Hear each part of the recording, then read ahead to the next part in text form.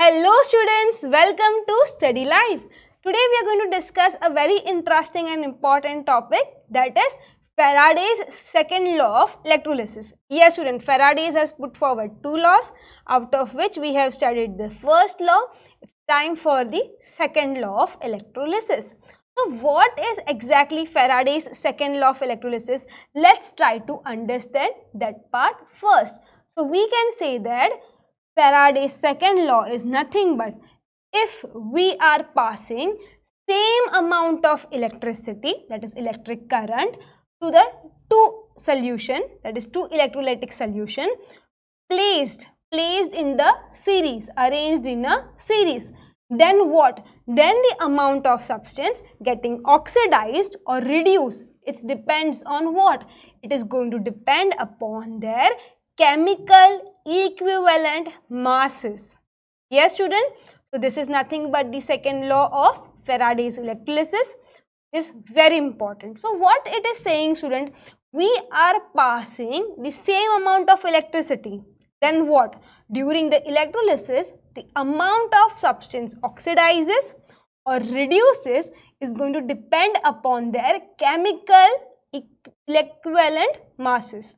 It's going to depend on what student? Chemical equivalent masses. So now how it is going to depend? What is the formula for it? Let's try to understand with the two example of metal.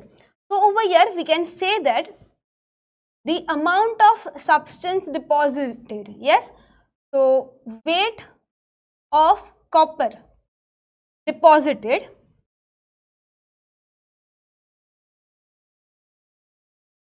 and we can say weight of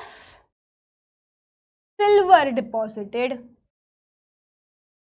But obvious student, from the formula we can say it is going to depend upon what student? Their equivalent masses. Yes or no? So we can say over here it is equals to equivalent weight of copper, and silver it is going to depend upon the equivalent weight of silver. Do you agree with me? Yes.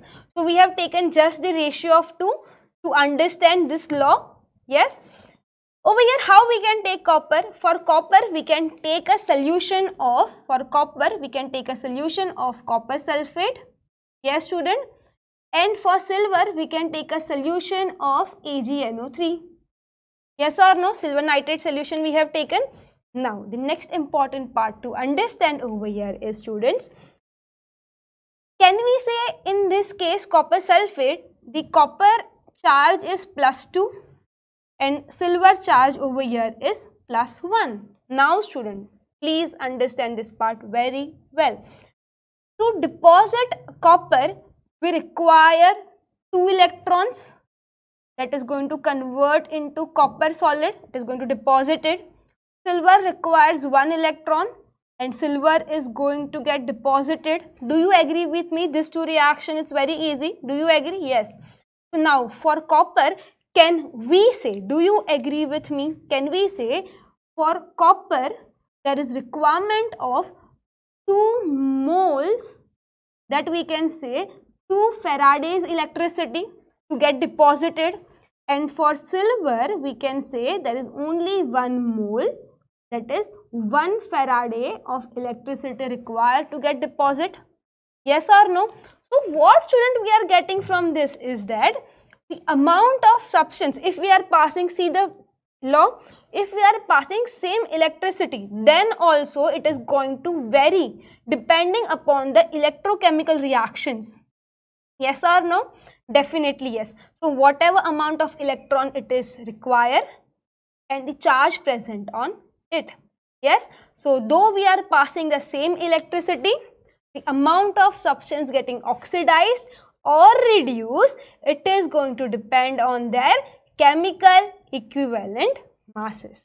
Yes student, I am hoping you understood second law of Faraday's electrolysis very well.